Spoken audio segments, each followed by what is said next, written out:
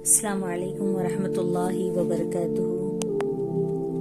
معراج النبی صلی اللہ علیہ وسلم ہجرت سے تقریباً 5 سال قبل رجب شریف کی 27ویں رات کو حضور صلی اللہ علیہ وسلم اپنی چچا زاد بہن حضرت ام ہانی کے مکان میں آرام فرما رہے تھے کہ حضرت جبریل علیہ السلام 50,000 فرشتوں کی جماعت اور جنتی براق لے کر حاضر خدمت ہوئے۔ اللہ کے رسول صلی اللہ علیہ وسلم محو استراحت ہیں۔ جبریل امی ہاتھ باندھ کر کھڑے ہو جاتے ہیں اور سوچ رہے ہیں کہ اگر آواز دے کر بیدار کروں تو بے ادبی ہوگی، اور اگر واپس جاؤں تو رب کی نافرمانی ہوگی، کروں تو کیا کروں؟ اللہ تعالیٰ نے فرمایا، اے جبریل میرے محبوب کے دونوں پاؤں چوم۔ تو حضرت جبریل علیہ السلام نے اپنی کافوری آنکھیں اور ہونٹ حضور صلی اللہ علیہ وسلم کے مبارک قدموں پر رکھ دیے۔ اللہ کے رسول جب بیدار ہوئے تو حضرت جبریل نے فرمایا، یا رسول اللہ صلی اللہ علیہ وسلم، اللہ تعالیٰ آپ کی ملاقات کا مشتاق ہے۔ اس کے بعد حضرت جبریل علیہ السلام نے 70,000 حسین براق دیکھے۔ ہر براق آرزو رکھتا تھا کہ اللہ کے رسول کے سواری کے لیے مجھے منتخب کیا جائے۔ اسی اثنا میں جبریل کی نظر ایک براق پر پڑی جو سر جھکائے زارو خطار رو رہا ہے۔ جبریل نے پوچھا، یہ کیوں رو رہا ہے؟ آج تو اللہ کے محبوب کی آمد ہے، کائنات ارضی و سماوی کا ذرہ ذرہ جھوم رہا ہے۔ براق کہتا ہے کہ کوئی ہنس کر محبوب کو منا لیتا ہے اور کوئی رو کر، شاید میرا رونا بھی قبول ہو جائے۔ چنانچہ براق کا رونا اللہ تعالیٰ کی بارگاہ میں پسند آ گیا۔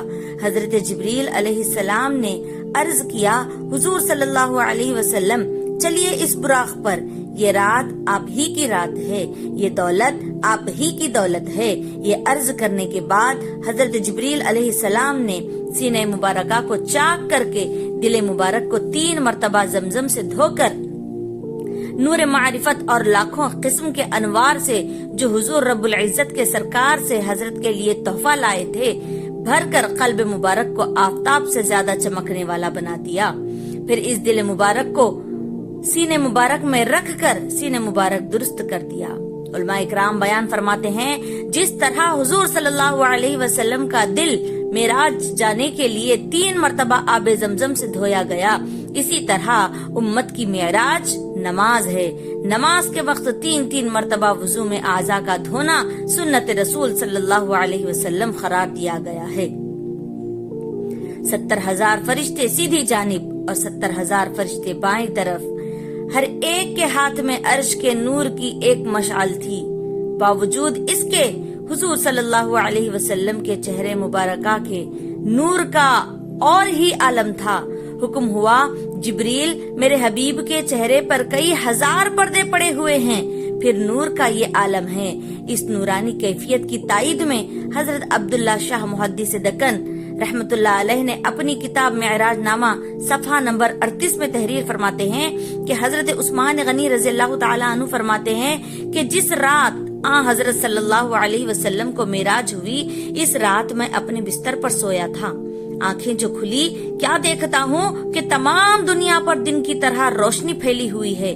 یہ سما دیکھ کر سر سے پیر تک کانپ اٹھا اور چاہا کہ لوگوں کو پکاروں کہ آج قیامت قائم ہو گئی۔ دفعتاً غیب سے آواز آئی، عثمان چپ کے رہو، قیامت نہیں ہوئی ہے، بلکہ آج محبوب حبیب کی طرف جا رہا ہے۔ معراج میں حضور صلی اللہ علیہ وسلم کو من جملہ اور عالموں کے عالم برزخ کی سیر بھی کرائی گئی۔ زرخانی شرح مواہب الدنیا صفحہ نمبر 39 جلد دوم میں مذکور ہے کہ ابتدائے سفر میں چند لمحوں کے بعد ایک وادی آئی جس میں کھجور کے بے شمار درخت تھے۔ حضرت جبریل نے عرض کیا، حضور یہاں اتر کر 2 رکعت نفل نماز ادا کریں، آپ کی ہجرت گاہ مدینہ منورہ ہے۔ دیکھتے ہی دیکھتے بیت المقدس آ گیا۔ وہاں حضرت آدم علیہ السلام سے لے کر حضرت عیسیٰ علیہ السلام تک تمام انبیاء و رسول صفیں باندھ کر کھڑے تھے اور انتظار کر رہے تھے۔ مصلی خالی تھا۔ نبیوں کے سردار مصلی پر جلوہ افروز ہوئے۔ جبریل نے مقام صحرا پر اذان دی۔ امام الانبیاء حضور صلی اللہ علیہ وسلم نے تمام انبیاء اکرام کی امامت فرمائی۔ تمام کائنات دیکھ سکے کہ پیچھے آنے والے آگے اور آگے آنے والے پیچھے موجود ہیں، تاکہ ثابت ہو سکے وہی اول ہیں اور وہی آخر ہیں۔ مسجد اقصی سے فراغت کے بعد بلندی کا سفر شروع ہوا۔ حضور کریم صلی اللہ علیہ وسلم ارشاد فرماتے ہیں، مجھے اوپر لے جایا گیا، پھر اس کے بعد آنکھ جھپکنے میں آسمان اول آ گیا۔ جبریل نے دروازہ کھٹکھٹایا۔ دربان نے کہا، کون ہے؟ کہا، جبریل۔ دربان نے کہا، من معکا، تمہارے ساتھ کون ہے؟ جبریل نے کہا، محمد صلی اللہ علیہ وسلم۔ دربان نے کہا، مرحبا، انہی کے لیے کھولے جائیں گے آسمان اول پر۔ حضرت آدم علیہ السلام نے آپ کو خوش آمدید کہا۔ دوسرے آسمان پر پہنچے تو وہاں آپ کو یحییٰ اور عیسیٰ علیہ السلام نے معراج کی مبارکباد دی۔ تیسرا آسمان آیا تو حضرت یوسف علیہ السلام کی ملاقات ہوئی۔ چوتھے آسمان پر گئے تو حضرت ادریس علیہ السلام نے خوش آمدید کہا۔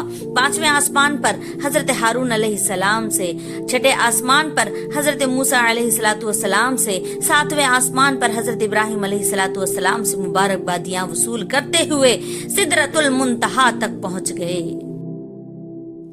یہاں پر پہنچ کر حضرت جبریل امی علیہ السلام نے عرض کیا، اگر میں ایک بال بھی آگے بڑھ جاؤں تو اللہ تعالیٰ کے انوار و تجلیات میرے پروں کو جلا کر راکھ کر دیں گے۔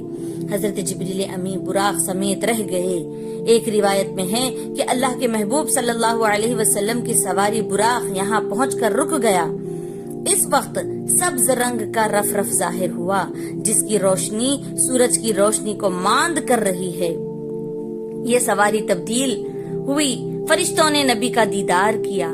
یہ اس لیے ہوا کہ فرشتوں نے اللہ تبارک و تعالیٰ سے عرض کی تھی کہ اے پروردگار، آج کی رات تیرے حبیب کا دیدار ہمیں بھی کرا دینا۔ تو اللہ تعالیٰ نے فرمایا کہ اے فرشتوں، ساتویں آسمان پر آ کر کھڑے ہو جاؤ، میرا حبیب یہاں سے گزر جائے گا، تم صفیں باندھ کر کھڑے ہو جاؤ اور میرے حبیب کا دیدار کر لینا۔ لیکن فرشتوں نے عرض کیا، اے پروردگار، تمام انبیاء علیہ السلام مسجد اقصی میں نماز ادا کی، 2 رکعت نماز ادا کرنے تک وہ نبی کا دیدار کرتے رہے اور ہم صرف ایک جھلک دیکھیں۔ تو پروردگار عالم نے فرمایا کہ اے فرشتوں، آج میں بہت خوش ہوں کہ میرا حبیب آسمان پر تشریف لا رہا ہے۔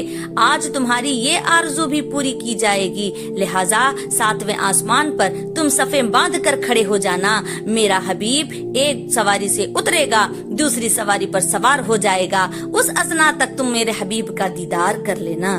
سبحان اللہ۔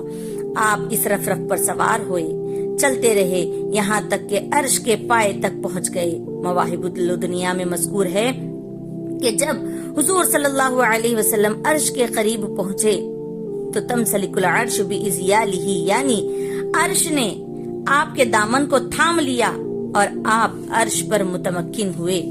وہی لا مکاں کے مکی ہوئے، سر عرش تخت نشیں ہوئے۔ وہ نبی کے جس کے ہیں یہ مکاں، وہ خدا ہے جس کا مکاں نہیں۔ آگے حجابات ہی حجابات تھے، تمام پردے اٹھائے گئے، سفر چلتا رہا، لیکن محبت بھری صدا آتی رہی، ادن منی، یعنی قریب آئیے۔ مقام دئی سے گزرے تو مقام فتح اللہ پر پہنچے، وہاں سے گزرے تو قاب قوسین پر فائز ہوئے، یعنی قریب میں بہت زیادہ قریب ہوئے۔ جیسا کہ مشکات شریف میں مذکور ہے، حضرت عبد الرحمن فرماتے ہیں کہ اللہ کے رسول صلی اللہ علیہ وسلم نے فرمایا، میں نے اپنے رب کو حسین صورت میں دیکھا، پھر اس نے میرے دونوں کاندھوں کے درمیان اپنا یہ دست قدرت رکھا، اس سے میں نے اپنے سینے میں ٹھنڈک پائی اور زمین و آسمان کی ہر چیز کو جان لیا۔ اس حدیث شریف سے 2 باتیں بالکل واضح طور پر ثابت ہوتی ہیں کہ معراج کی رات حضور صلی اللہ علیہ وسلم نے اللہ کی زیارت کی۔ اس بات پر تقریباً علماء امت کا اجماع ہے کہ حضور صلی اللہ علیہ وسلم معراج کی رات ظاہری آنکھوں سے دیدار الہی سے مشرف ہوئے۔ حضرت عبداللہ بن عباس رضی اللہ تعالی عنہ فرماتے ہیں کہ اللہ تعالیٰ نے حضرت ابراہیم علیہ السلام کو شرف خلت اور موسیٰ علیہ السلام کو شرف تکلم اور حضور صلی اللہ علیہ وسلم کو شرف دیدار سے مشرف فرمایا۔ اللہ تعالیٰ نے اپنے محبوب صلی اللہ علیہ وسلم کی امت کو معراج میں نماز کا عظیم الشان تحفہ عطا کیا، جیسا کہ حدیث شریف میں نماز مومن کی معراج ہے۔ جب اللہ کے رسول صلی اللہ علیہ وسلم معراج سے واپس آئے تو زنجیر ابھی ہل رہی تھی، بستر گرم تھا اور وضو کا پانی بہ رہا تھا۔